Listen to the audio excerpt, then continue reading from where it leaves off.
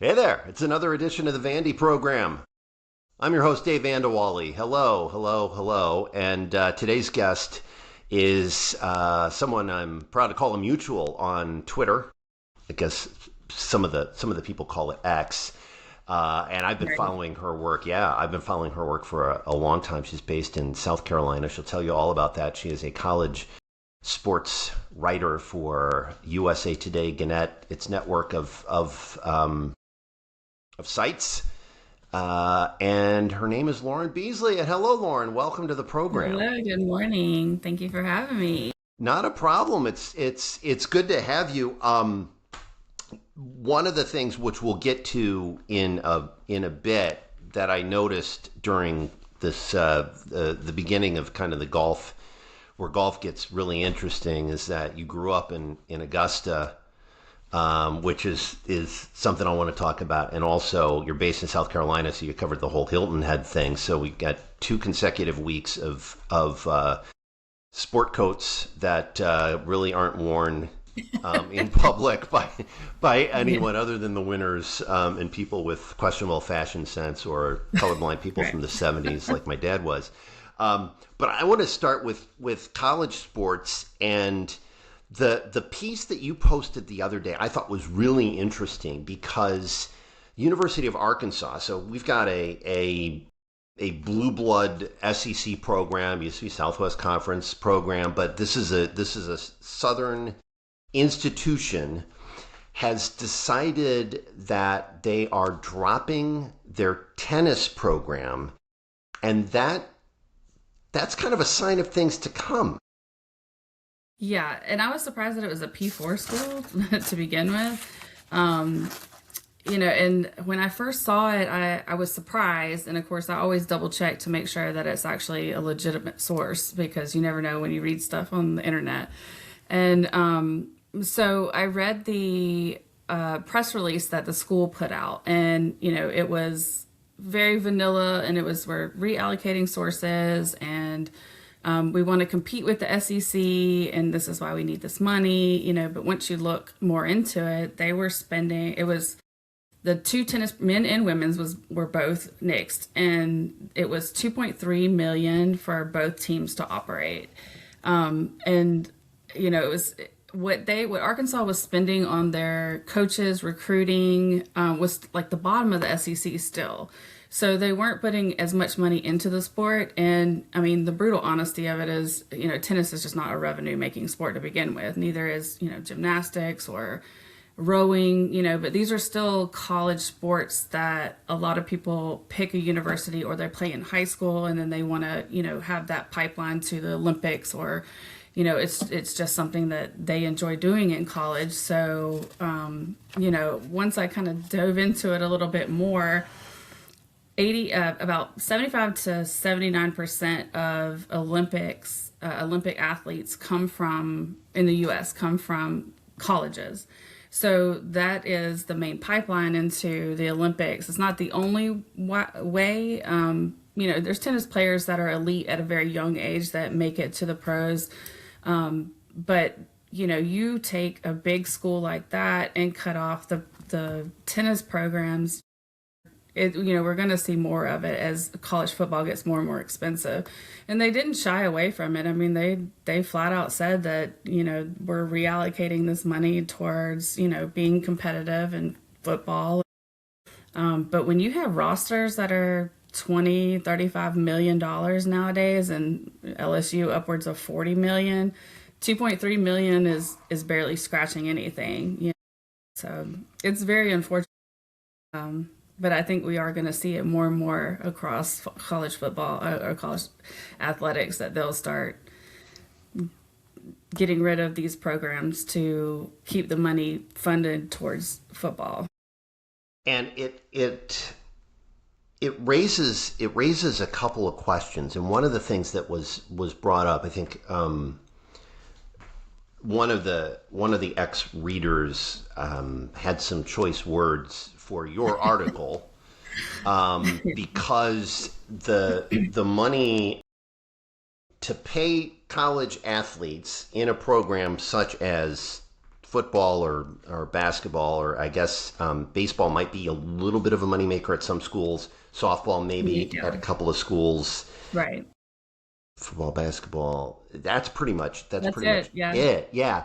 But the reader was arguing that the NIL money comes from a different bucket, so this shouldn't be impacting your non-revenue sports. But I think that that's kind of a crazy argument because the money is fungible, and it was the old model was the school says we're going to support these big sports, we're going to fund these big sports, they're going to bring in money, and then we're going to use the revenue that's left over to fund the non-revenue sports. And that was kind of how the model operated for forever. Right. But now those days are gone. Right. And like you said, I mean, it's football, basketball, baseball that are the revenue making because of ticket sales and merchandise and those are the money makers, those are the juggernauts for college athletics. And I'll even go as far to say most college colleges it's men's basketball over women's basketball. Now, South Carolina is the outlier there because our women's program is top notch. But those are the money makers. So then you have there's no ticket sales for tennis or gymnastics, but I have friends who have kids who are in gymnastics or tennis, and that they're in college or they're headed towards college, and so they're trying to figure out where they play in high school, so they want to go to a college that plays it. But I don't think the NIL did not create the imbalance, but I think it's accelerated it extremely, fast. And I heard, I don't know if this is true, but someone told me that for golf at Clemson, they have kind of like a conference, and then Dabo Sweeney will come and they sell tickets to this conference. And Dabo Sweeney will come, and it's a breakfast or a lunch. And so Dabo Sweeney will come and speak, and you pay for the ticket price to hear them speak. But then the ticket sales go towards the golf team. So that they're creating their own funding there, which I think is great, And someone did ask a great question. I did get a lot of feedback on the article. Most of it was not good because people were like, "Who cares about tennis?" But there's a lot of people that do care about the non-revenue sports. And but someone did ask, like, well, what can you do about it? So, and that was a great question. I don't have the answer for it, but I kind of looked into it a little bit, and like I said, if they had ticket sales for stuff that can fund, fundraising events that could fund the tennis programs or other programs that are non-revenue, or they could have, like Georgia, South Carolina, Florida are very close together. They could have central training facilities where, they wouldn't be on site, but they could travel just a little further, a couple hours or so and train, or have, camps and stuff that are in an area, where multi-states can come. I don't know what the clear answer. I'm sure there's donors also that would love to donate money to save the sport. Yeah, but then you're relying on, like, I'm thinking of like a John Daly type in golf would be okay. Let's support the program, but then his Right. son can be sort of a pipeline into supporting the program, and then you get the stories like the Wake Forest pipeline in golf. Right. And then you have I think if this is another thing I saw on the internet, I'm not 100% sure is correct, but Nelly Corda building a sort of golf academy type approach for women and girls to get into the sport, which is all great. But I guess the big question then is the old model was football funds everything, or basketball and football fund everything, and the others are just going to wait at the end of the trough, and they'll get Yeah. get what they If there's need. leftover. Yeah. Yeah, exactly.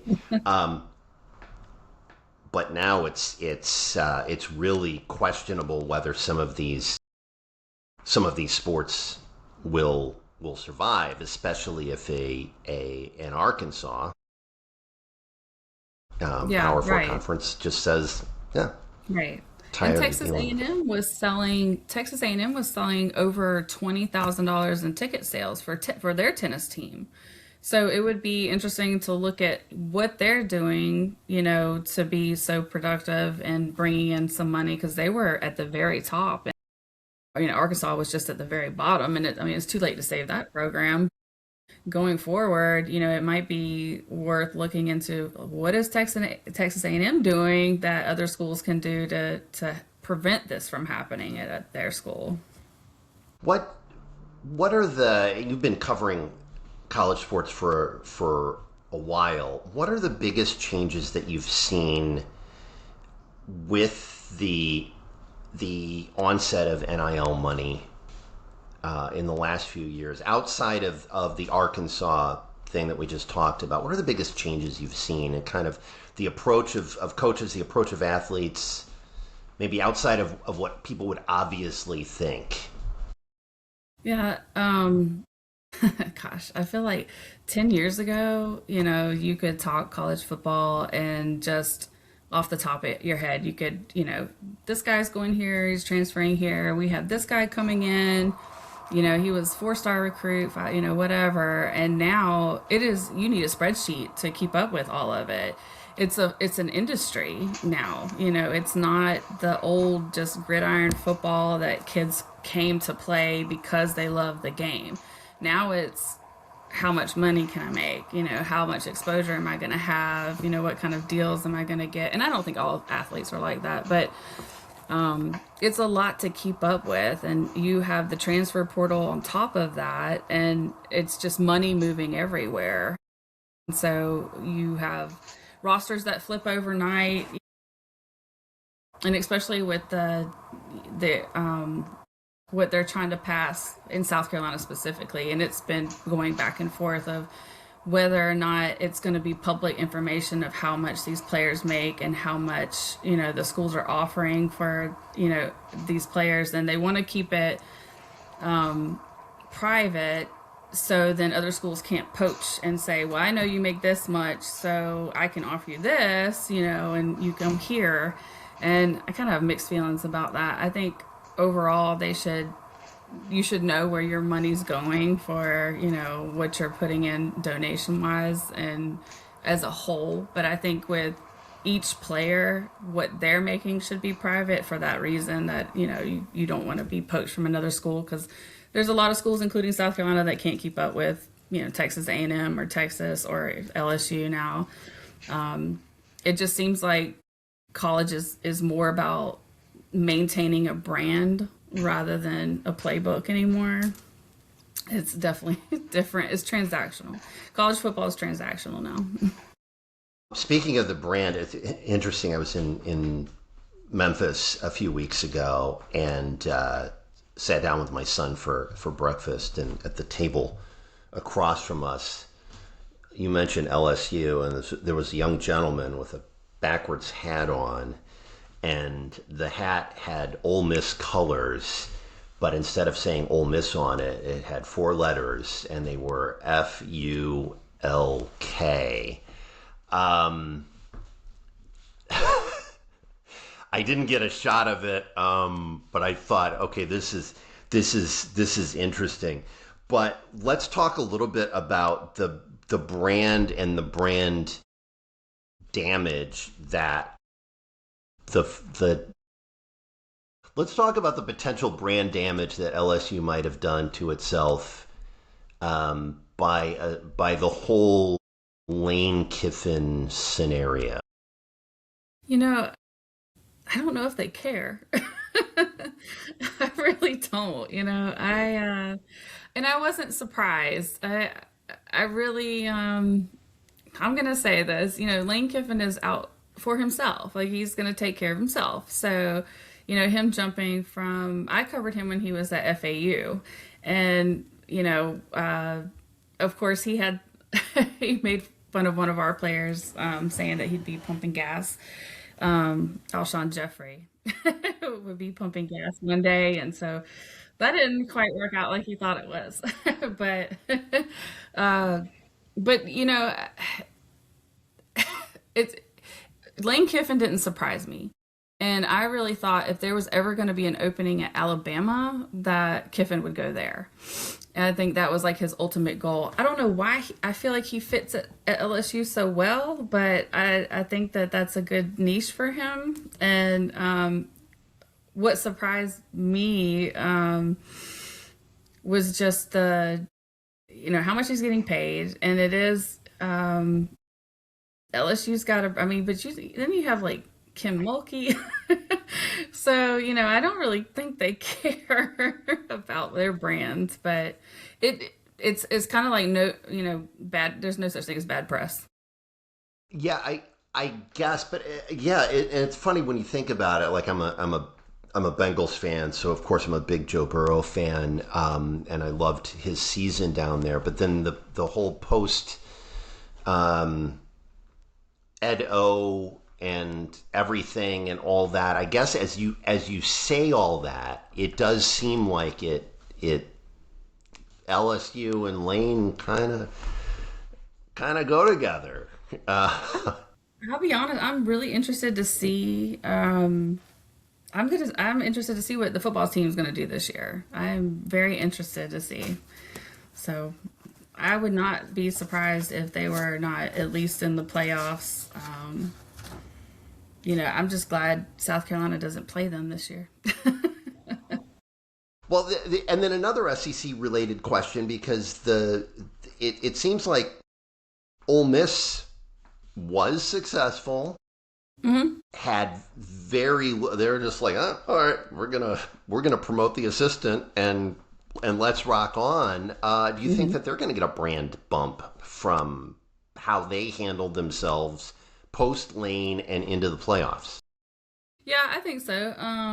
They got a lot to prove, but I think that they've handled it very classy for sure. They just, just the other day, Lane Kiffin posted something about Ole Miss and was it Tennessee? That it was kind of like I can't remember what the tweet was. It was something like, don't you miss things that are good, when you had them or something like that. And he tagged Tennessee football and Ole Miss, and they could easily respond to that if they wanted to. But I think that they do have a lot to prove, but they remain very classy with it, and I'm interested to see what'll happen with them too going forward, and how they'll rebrand themselves. I think it's they're still Ole Miss Rebels. I feel like LSU football is now Lane Kiffin football. Any other going into this season? I know we're just wrapping up. Any other thoughts on what we're going to see in 2026 college football? I don't know. It's kind of wide open this year. I feel like I think Texas A&M is going to be good again. South Carolina, people keep asking me what I think about what South Carolina is going to do this year. 2024 we had a 9-4 season. Last year it was a 4-8 season, so that was a drastic swing in momentum there. And the South Carolina athletics specifically have been a hot mess. So we fired the baseball coach, men's basketball coach is on the hot seat, and I think Shane Beamer has done really good on the off season. He's really been on fire with recruiting and rebuilding, and he's brand new offensive coaches, and he's got a lot to prove. And I think the first 4 or 5 games are going to be make it or break it. The first 3 should be easy, but after that, the back half of South Carolina's season is you got Oklahoma, Georgia this year, and we haven't played Georgia. Texas A&M, and so the back half of the season will be the real telltale. But it's anybody's game this year. Vanderbilt surprised me last year. I'm excited to see what if they're gonna stay on that middle tier or drop down to the bottom again. Or it'll be a fun year, that's for sure. And what do you think of speaking of Vanderbilt? What do you think of Diego having to find his way through what he's got a invited to try out for the Ravens. Ravens, yeah. Yeah, So I wrote an article about that yesterday, and I compared him like to Shador Sanders last year, where you have this big party, you think that you're going to go first round, and I don't know exactly what happened, but I would like to think that the NFL has seen this egotistical attitude and they just don't want it. And so it's been a very good lesson for up and coming football players that want to go pro, that humble gets you a lot further than, feeling entitled does. And I think that it's hopefully humbled him. I think he's talented for sure, but if you're ugly on the inside, it's going to carry to your talent too. And I just wouldn't want that on my team either. yeah, and you wrote But we'll see. sorry to interrupt. You wrote a great piece about Mendoza and He's fantastic. his humility, and Yeah. this dude is beloved, which is it's gonna be fun to see because the he's kind of, I guess, an almost an anti-Raider when you think the Raider mentality, and also Las Vegas, and he seems like the kind of guy who would 9 o'clock at night just head on home and maybe fix himself some dinner and Yeah. call He's mom a, and pick up right. a book. Yeah. But I It, thought your piece was great, and yeah. just the concept of humility as a driving force with some of these athletes. Talk a little bit about what you see in Yeah. Fernando Mendoza. I think, I started to notice him last year more and more. Of course, Indiana. Never would have guessed at the beginning of last season that Indiana would be our national champion. Like I would have not taken that bet. But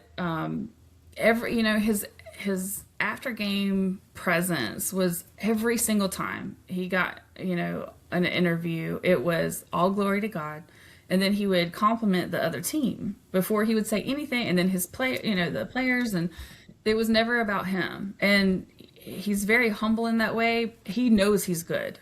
He knows he's a good quarterback. He knows he's talented, but he does not. He just doesn't expect that entitlement, and all this, praise that he's great. And, the love that he has for his mom, and then him. I love seeing the players at the draft when they're at home rather than on the green room or, and at the draft. I think it's just so much better to see them, because their family is their support system, and they're their number one fans. So seeing them all together, but seeing him with his family there, and just very humble.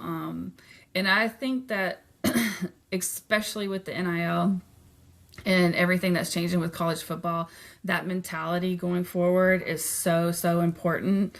And I mean, what his contract for the Raiders was, 54 million, and over like 4 years. And yeah, it's a lot of money. So, but he's got such a great attitude. He's not only humble, he's just very positive too. And he's very well spoken. And I think that, I would much rather see more athletes like that than Diego Pavia.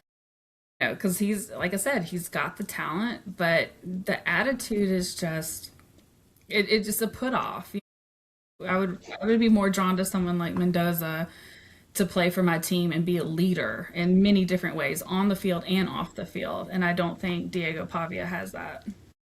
It'll be interesting to see if Pavia has a chance to latch on with the Yeah. Ravens or somewhere else, or if it's Right. just if And it's a it's great opportunity for him to change the perspective that people have of him too, yeah, if you're willing to work your way up, and then if he does, if he were to make the team, he would be holding a clipboard for a little while and gets a chance to to learn Yeah. from someone who has had some success. Yeah. Life will humble you. Yeah. Let's segue a little bit, because I found it really interesting that you grew up in Augusta, Georgia, and so you worked the Masters Yes. as a youth. Tell me about that experience, and tell me about. I think what a lot of people don't know about Augusta is how much it changes for the people that live there those few weeks Yeah. leading up to the tournament and then during the tournament. Yeah. So I went to North Augusta High School, which is right across the river. You can pretty much, I mean, if you really wanted to, you could walk to Augusta.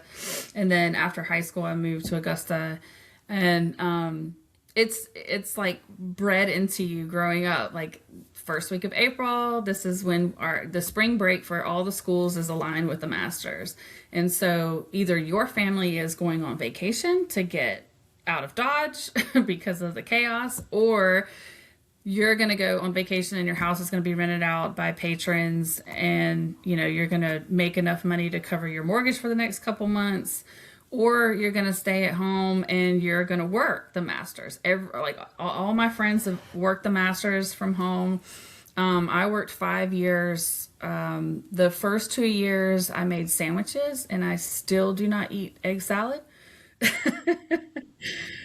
You make them at night, and you have them ready to go for the next day. And the my junior year, I was stocking stuff. So when you're on the course, you are not seen, not heard. You were like in the background, don't want to disturb anybody. So you're driving a little golf cart out to like where the sandwich carts are, and that beer and stuff and stocking stuff. And then I worked at night at the gift shop, also restocking stuff for the next day. Of course, this was back in the '90s too, late '90s, so it is not nearly what it is now. They've torn down so many restaurants and houses and stuff around the area to make the surrounding area of the course much, much larger. It's probably 3 times the size that it was when I was in high school. I mean, it's massive.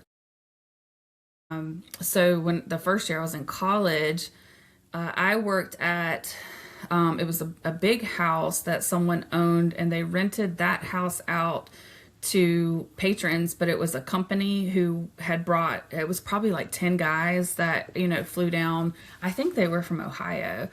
It was a long time ago, so but so it was a corporate thing, and our job was making the beds, cooking dinner every night for all the guys. And so it was a private company that would come in. So it wasn't directly affiliated with the Masters, but it was what we call a Masters house. They Most of them were pretty cool. I've heard horror stories from other people that worked in other houses about how messy they were, and they would just have parties or whatever. I was fortunate to have a good group of patrons, and but they did have some special requests for certain kinds of wines that we had to fly in that we couldn't find locally. There was one person that wanted, the house had a pool, and they wanted floating candles in the pool. Why? I don't know. They Nice. never even swam the whole week. So I don't know. But we went and got those.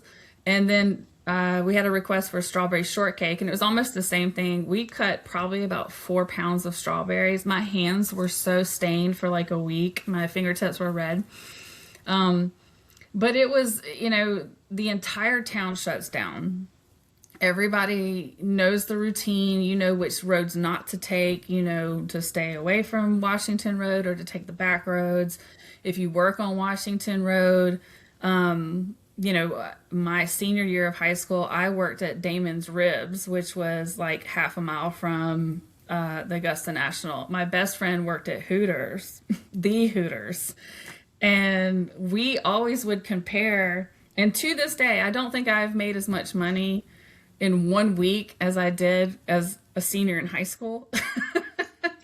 Because the tips, they're corporate credit cards, and they leave, $500 tips. And but me and my best friend would always compare, and I would always be so excited about how much money I made. And then of course she's at Hooters, and she would make like 3 times what I make in 4 days, not even the whole week. But my parents wouldn't let me work there, so Thinking about it, so if you've got I try to keep this as PG as possible, but if you've got the corporate credit card and you're expensing a meal, Are you going to get fewer questions if you leave a large tip at Damon's Ribs or Hooters? Because I would think that you can very easily go to the boss and say, well, it's a great rib establishment. We had a large number of people. But if you Right. have to make that same case for going to Hooters, Yeah, but you Hooters, the Augusta Hooters, God rest its soul because they tore it down last year. know.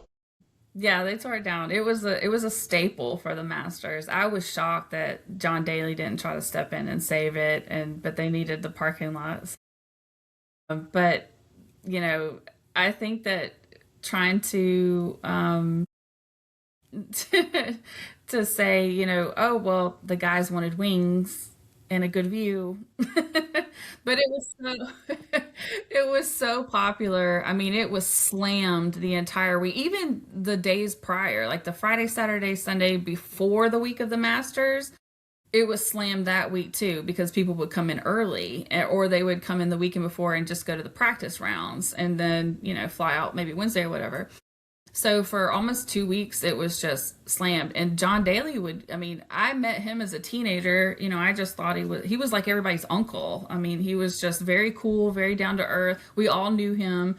He would hang out at Hooters in the parking lot and he would just sign stuff and sell it for like 20, $50 here.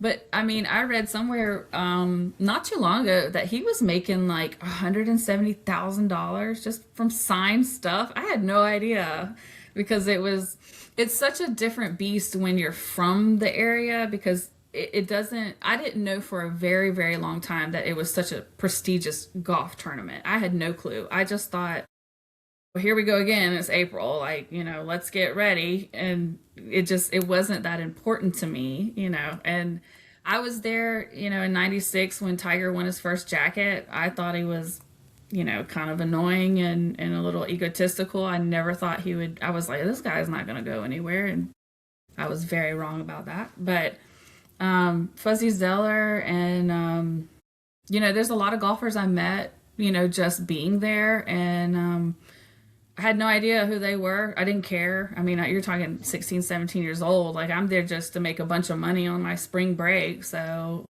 none of that mattered to me. But it is also the reason that I completely fell in love with golf. I don't even play golf myself, which is people ask me that all the time. Like you cover golf, you love golf, you know everything about it. You must have a good handicap. I'm like, I don't even play. I've played putt putt and I've gone to the driving range. That's it. I've never even tried, but it growing up in Augusta shaped everything for me when it comes to like my love of golf now. And I was even though I didn't take advantage of it like I should have because I didn't know how, like I said, prestigious it was. I was very, very fortunate to have the experiences that I had at the Augusta National. Now you're in South Carolina. So the week Hmm. after, for those who don't follow golf that closely, the week after the Yeah, Masters, it's a heritage. Yep. the Heritage. So, Yeah. And I and always say, I've said this for a long time, the Masters is the wedding and the Heritage is the reception. okay, Because that's it's cool. very proper. And then the Heritage is very laid back. And, that's where people like to hang out and party. And Hilton Head's fantastic. I was actually born in Hilton Head. And it's such a great city. And I love that if you drive into Hilton Head, everything there's like lines of trees. They're not going to cut down the trees to have corporate offices and buildings and huge Walmarts and whatnot. They hide everything kind of tucked away, so it's very pretty driving into the city, and they've kept it that way for many, many years. And the beach is great, the harbor is great. The Heritage Golf Tournament is so fun, and I went last year. As a spectator. This year, I was fortunate enough to cover it, and it was fantastic. It was so much fun seeing it from a different perspective. Before that, I had not gone to the Heritage for several years, like COVID, and then just I never just got back down there. I went a lot in high school. for the weekend, and it's the same as it was then, and it's great people, and it's so laid back. And then this year, on Sunday, on the last day, they moved the ropes so then all the spectators could get closer to they've never done that before. I've never seen that happen, and I was like, either somebody's going to lose their job or they're going to get a raise. I thought it was. I watched. I watched on Sunday. I think the last 4 or 5 holes or so, and then leading up to the playoff. But one of the things that struck me, I did notice the ropes thing, and I thought, wow, this is pretty cool, and also going to be a problem if they do have to go back to play 18, which they Right. did for the Yeah. playoff. But the other thing I thought that was really interesting was Matt Fitzpatrick ending up winning over Scotty, and everybody loves Hmm. Scotty, right? I love Scotty too. And the post, and I'm going to paraphrase what Matt said after he won, but because he was getting a lot of grief, there were USA chants, and he was like, "Oh, come on, no, I loved this. This is all in good fun. This is what you want. You want to go into, you want to feel like it's a road game, and you have to Yeah. win in a hostile environment." I thought Yeah. that was pretty cool. And of course, Matt and his brother had a nice time in New Orleans this Yeah. weekend. Zurich. Yeah. But what's the difference, I guess, covering versus going as a spectator? Because, and I'm going to preface this, I've been to two majors in my life: the '03 U.S. Open and the '06 PGA, and I was struck by like how close you are to the action. I think it's one of these things that before HD TV, people would say this about hockey.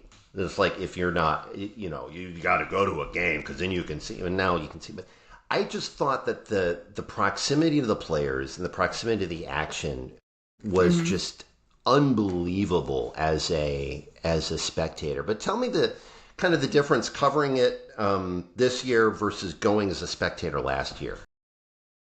Last year I went to the Players and then went to the Heritage also. I have a list of tournaments that are on my bucket list, so I'm crossing them off one by one. But going last year, like I said, I had been there before, but it had been several years, but it really was not different. And so last year, when I go as a spectator, I kind of like to pick like one or two golfers and follow them, But then if you don't get to the hole early when they're on the previous hole, you're not going to get a great, view, especially if it's someone like Scotty who has a huge following, or Rory. And so, you kind of plan it out where you're walking, but you can't always get a good view. And I mean, I'll be honest, when you're covering it, you do have that access. You have better view. You can get inside the ropes, and so I still have that fandom, and of course, I'd get a little bit closer to the players, and, you can kind of see their expressions and kind of feel what they're feeling. And, so it's kind of a different perspective, but also covering it, I'm trying to remember, what they're saying the yardage was, and kind of trying to follow the ball, where when you're a spectator, you can just, oh, well, he hit it, like, let's go, around here, and, just kind of do your own thing. And so while I'm working this year and trying to follow certain players, I'm also keeping up with other players too. So, it's work, but, when you love what you do, you don't really work anyway. So it was a lot of fun. And then to be able, and it was hot this year. Last year was not as hot as this year on Friday and Saturday. It was pretty warm. And so being able to go also back to the media building was nice. But it's both times is a lot of fun. I would have loved to have a transfusion out on the course this year, but I can't drink and work, so that's the only thing. Transfusion. It's a vodka drink, yeah. It's it's their thing for the heritage, and I couldn't even tell you what's in it, but it's good. Because I'm thinking of the people who to pregame it, like Coachella, will get an actual IV Oh yeah, no, of no, no. something. I was wasn't It sure wasn't that. that hot. Okay, all right. So Yeah. that's their answer, and now I'm blanking on what the U.S. Open tennis tournament created something that's like their signature drink with Oh, melon, like cantaloupe or something like that, and they I know what you're talking. Yeah, and it's kind of like every big like the Kentucky Derby has the mint julep, correct. so the Heritage has the transfusion, and they also had them at the Players too. The alcohol tents they're so much fun. The Tito's tent is actually one of my favorite ones because they always seem to have like a golf setup where they have the like a video game kind of golf, virtual golf. And so it's a lot more, and they have couches and stuff too. So it's a lot more than just going to get a drink and then, going back out on the course. They have stuff to do. And that's one thing I love about the golf tournaments too, which the Masters does not have because they are just very proper. It's all about the game, which is fine. I love that. But also the Players has a whole kids section, and then the Heritage does too, and they are very focused on the kids, and then they have the fun wear the plaid day, and so you wear like plaid and the best plaid, and then they have it on social media and stuff. And of course Friday was so hot, and I would see people that had their own plaid jackets on, and I'm like, you are brave, because I'm pouring sweat out here and I have a tank top on and you've got a three-piece suit on practically. But but the fans make it so much fun because they're just they know how to have fun, and they're locked in on all the entertainment. This is at Hilton Head Yeah. Yeah. at the play. It seems like there's less pressure on you as a. I mean, you're a fan at those other tournaments. You're a patron in Augusta. Yeah. You don't have to be as prim and proper at the other tournaments as I would imagine Yeah. you do. You can act not necessarily like it's the waste management, but you can act a It's not little safe bit. management. You don't have to worry as much about Yeah. your heirs not being able to get the pass in Yeah. future years if you do Right. something Well, even the wrong. players you can visibly see how much more relaxed they are at the Heritage rather than the Masters. And it's completely understandable. But that's also why I love both of them, and why I love that they're back to back also.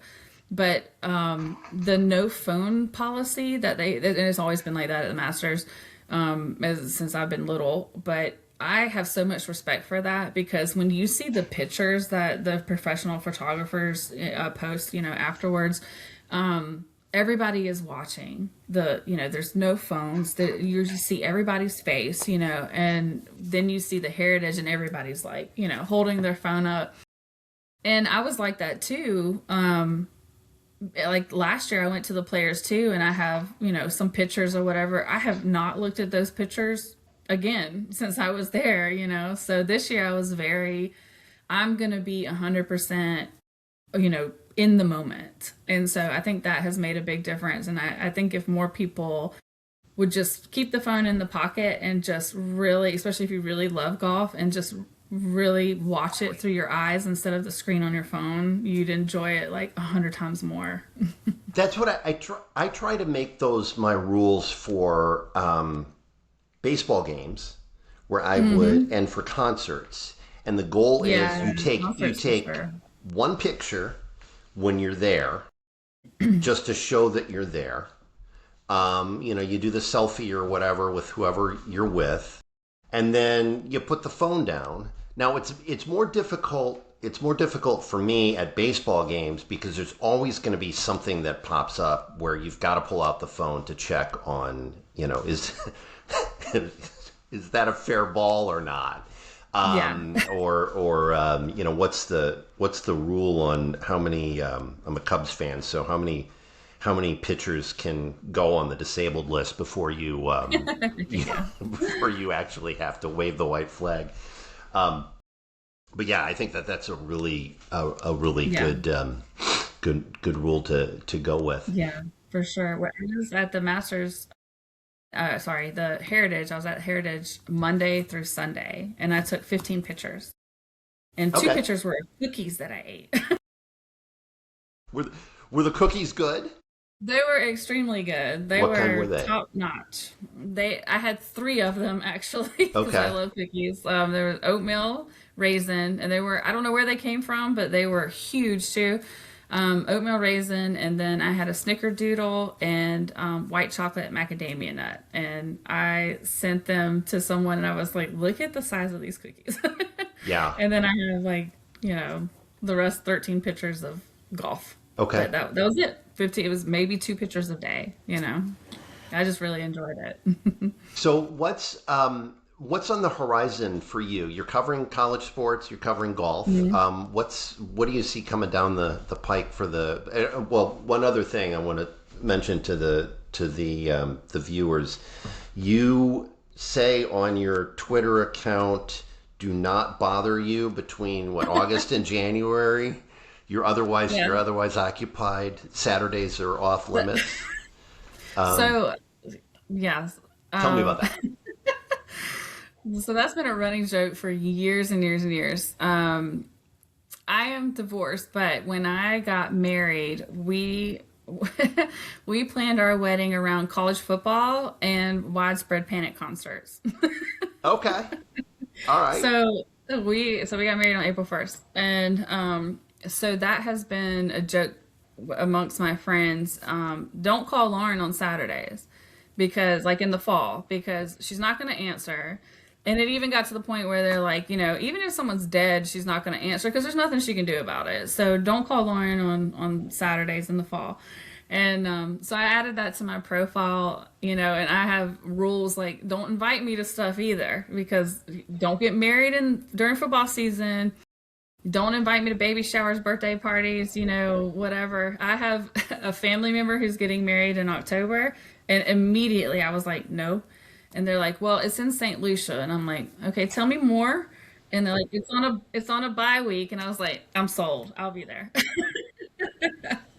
So I do have exceptions to the rules, but it just, I mean, as well as I do, your Saturdays are booked, from fall to, January-ish, and so now I'm covering golf and I'm like, well, man, I'm not gonna have any time to do anything else. Maybe we could do something on Monday, but yeah, sports keep you busy, and a lot of people, they'll say, "Oh, that's a dream job," and I'm like, "Yeah, but it's the weekends. I work the weekends also, and I do love it. It is my dream job, but it's busy. It definitely is busy. So, there's some truth to don't call me on a bye week." And you don't seem to. I've noticed you tweet a decent amount about baseball as well. And Yeah, I'm a obviously huge it's college Braves fan. baseball. Big Braves fan. So you don't seem to take a lot of time off. I don't. How can we help with that, Lauren? Can What I can we send this to take my off your boss? plate? Yeah, yeah, because I love, now I don't cover baseball. I would love to, but I am a huge Braves fan. I was raised a Braves fan. I love Truist Stadium. It is so much fun, and the Braves, I mean, knock on wood, before I even say this, are absolutely on fire. And I was, we had a lot of preseason injuries, and I was like, here we go. It's going to be another bust season, and I always tell people don't ever question my loyalty because I am a Gamecock fan and I'm a Braves fan. So, but yeah, and Atlanta's only 3 hours away. So, and then like the Heritage was 3 hours away, Augusta's an hour away. So, it is close. And then I'm right here in Columbia. So going to these events are not far. Even when I went to the Players, I mean, that's only a 6 hour drive. That's not too bad either. So so I'm a good location for things. I will be covering the Truist Championship in Charlotte too in May. So, and that's only an hour and a half for me also. So I'm in a good location, but yeah, I have not been to a Braves game yet, and I feel like if I go, they're going to start losing. So I might need to stay away. You, yeah, I'm thinking as a Cubs fan of like there's so many what can we jinx or whatever. But I want Yeah, to I'm like, I don't want to. Don't I wear the same thing? Like, don't change anything. I'm very superstitious. Yeah, I wore the same in the 2016 playoffs. I wore the same shirt for every game, so that was a little interesting. And we didn't wash it, so Yeah, so there exactly. you go. The when you mention Truist, it's I think the most controversial thing about it for Atlanta people, as far as I understand, and I haven't been to Truist. I was at Turner Field Yes. Turner Field. 15 years ago. It's Cobb County, right? So it's not Hmm. It's in actually in this. Smyrna. Yeah. It's not in the city, and it's not even like Atlanta Fulton County Stadium from Right. days gone by. Yeah. So the the that's the downside. The upside Yeah. is they own like the whole thing, right? It's Right. a publicly traded company that Hmm. has the team and also all of the real estate around it, The area. Yeah. and And it's it's massive. There's no way you could put something that big in Metro Atlanta. They just don't have the room for it. So, when I heard that they were building it, I was like, smear, I'm not going out there. That's stupid. And like I went to Fulton County Stadium, when I was really little. And I tweeted something about that because it was so hot. Like every summer, it was so hot. There's so much concrete. And then the same with at Turner Field, that really felt like it was just a baseball. It was just all base. It was just a very baseball feeling field. There was just nothing else around it. It's in the middle of nowhere in downtown in the crappy part of town. So but I mean, it's amazing. Truist Park really is amazing. I mean, they have tons of restaurants, stores, bars. They have all kinds of events out there. The field is beautiful. They have a lot of kids activities also in the stadium. The hotels there are not cheap for obvious reasons, but with the Omni, the higher floors are literally, it's right by the stadium. You can walk out to their pool area and you're looking at the stadium, overlooking the stadium. The higher rooms, you can watch, they have a presidential suite that, I think that's what they call it. That's you can watch the whole game if you want to. You don't even have to go. But they're not cheap, and I think they have three hotels right there in the same, but they have some hotels across the street also. I mean, you don't even have to, you can park for the entire weekend and not, have to move your car because you can just walk around, go to shopping or to the restaurants. And they have some great restaurants too. C. Elliott is a great one, and they have like Wahlburgers restaurant out there. So, and they have a two-story bar called Live, and they have bull riding upstairs. So, whatever want to do aside got from it going to all. the game, it is there. Got it all. That's awesome. What other you mentioned that you've got some golf tournaments on your bucket list, and I guess so. Let me ask you a two-part question: golf tournaments that you want to hit, and baseball stadiums that you want to hit that you haven't. Oh, well, I want to go to Waste Management once. I think that's all you need just for the experience. Go Just one once. time, one and Yep. done. Yep. Good. Hopefully try to stay out of jail. That I just want to experience it one time. It feels more like Lollapalooza than it does a golf tournament. So I just want to experience. I would love to go to the Open. I'm excited about going to the Truist. I've never been to Quail Valley, so that's on my bucket list also. I And would love to the go. the Truist is the old what it used to be called. Was it? Oh Is it gosh, the Wyndham? I think so. Yeah, I The believe one. so. Okay. Yeah, I can't remember, but I think you're right. But I've never been to Quail Hollow, so that's Pinehurst is on my bucket list, and I would love to go to the Ryder Cup. I think that's on everybody's. So that would be fun. Wrigley Field for baseball's definitely on my bucket list. I feel like every baseball fan has to go to Wrigley. That's it really for the Mets. I would like to go to. I was in New York in December, and I wanted to at least go out and see the stadium. We flew over it, and but I didn't get out there when I was there. But it was still a great trip. But yeah, Wrigley. I was in Catalina 2019, I believe. And the Cubs used to have spring training out there. And so they still have a lot of the flags and stuff out there with the Wrigley flags and stuff. And that was really cool to see. That was really cool. So, and I didn't even expect that. I had no idea that they were training, and I kept seeing all this baseball stuff while I was out there. And I was like, what is it about? And they're like, oh, well, they have like a school over here, but like the baseball field is where the Cubs used to do spring practice, like in the 20s or something. I can't even remember when it was. And I was like, oh, we got to go. I got to see it.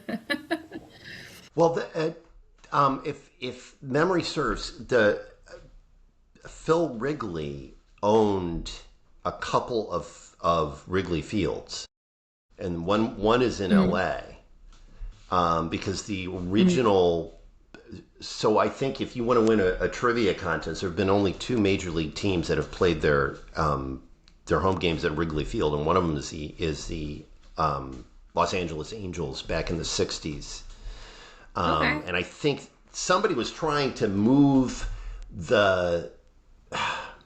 It was before, it might have been the Braves, and they were trying to move the Braves from Milwaukee to LA, and they were going to play it at Wrigley, but then that fell through. Or, oh, you know what? It was somebody had a deal to move their team, and it was 1941, and it was right before. Once Pearl Harbor hit, they're like, "Oh, we can't do West Coast baseball." Yeah. So that may have been somewhat related to the Cubs, right? To the Cubs story. So I guess in the couple minutes or so we have left, final thoughts of looking in your crystal ball. What haven't I asked you about that we should be looking for in the world of sports this year? Oh, that's a good question. I don't know. That's a great question. I feel like there's so many, sports going forward that, I mean, just the Braves are a perfect example. Never would have thought that they would not have lost a series by now. So maybe they'll make it to the World Series. That would be fantastic. I mean, knock on wood again. Yeah, I don't know. That's a great question. I don't know what to look for going forward in any sport. Well, let's tease that out a little bit. Could the Braves, have they played the Dodgers yet? The Braves? No, I don't think so. Because I'm as I've been so busy, I've tried to just keep up with the scores more than watching the game. Yeah, but I guess I wonder about, because if the Dodgers can keep up their pace, I think did they win 2 or 3 from the Cubs over the weekend? But I mean, I think I checked this morning, and the Braves and the Dodgers have the best record in the National League. Yeah, and but I have a love-hate relationship with that because of Freddie Freeman. Right? Yeah. I mean, he seems like a good guy, but how could they have let him go? I'm over it now, but okay. I'm he's sorry from Atlanta. That was his. That was home sweet home for him, and when they let him go, I was like, oh, somebody definitely fumbled there. And then of course, then they go, and I mean the Dodgers are fantastic, and I'm like, see, that's what we could have had, but we're doing good this year, so we'll see. Fingers crossed, and maybe make it to the end, right? Well, Lauren Beasley, this has been a pleasure. Thanks so much for hopping on. Yeah, and where can we find your stuff? I'll put links down below, but where can we find your stuff? So I work for a college sports wire for USA Today, and you can follow me on Twitter as LB Knows Ball. And actually, we just finished building. Yeah, I do. We just finished building a Red Raiders site. So if there's some Texas Tech fans out there, aside from the news that just came out, so we have a new Texas Tech Raider site called Red Raiders Wire. So you can find some of my work there, and and I'll be covering Carolina sports and then golf and praying for my Braves. So going forward. Yeah, I can't let the Texas Tech thing go because that is actually a really That's very new. that's a very bizarre story too. But how do I say this delicately? It's not totally surprising with the proliferation of No. gambling.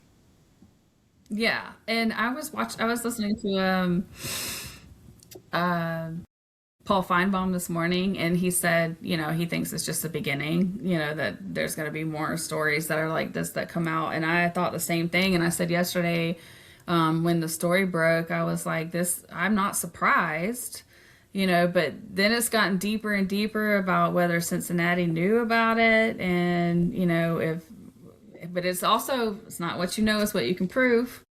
So, we'll see how that goes, but we'll be covering all of that with Red Raiders Wire also. And but that's a mess. So we've dug deeper into that and we'll see where that goes. But And I that's was a also not surprised. And I agree with Feinbaum too. I don't think that it'll be the last that we'll hear of players gambling.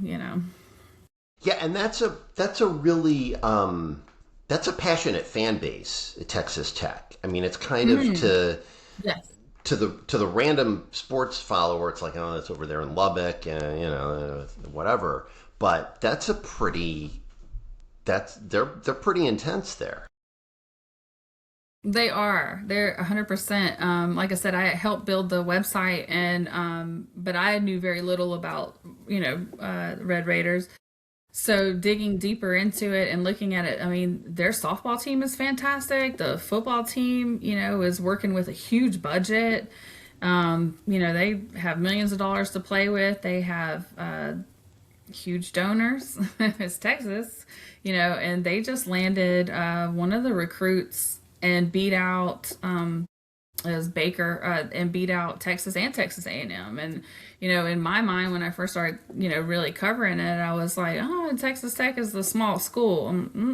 Nope, not at all. They have a very loyal fan base, very passionate, and everything is bigger in Texas. So For that. Well, on that note, we'll Lauren, see how this that is plays. probably a good place to stop. Thank you so much for hopping Thank on this you. the program, and we'll put the links down below, and Absolutely. we'll have to do this again. This was fun. Absolutely. I would love to. Appreciate it. Thanks. Thank you.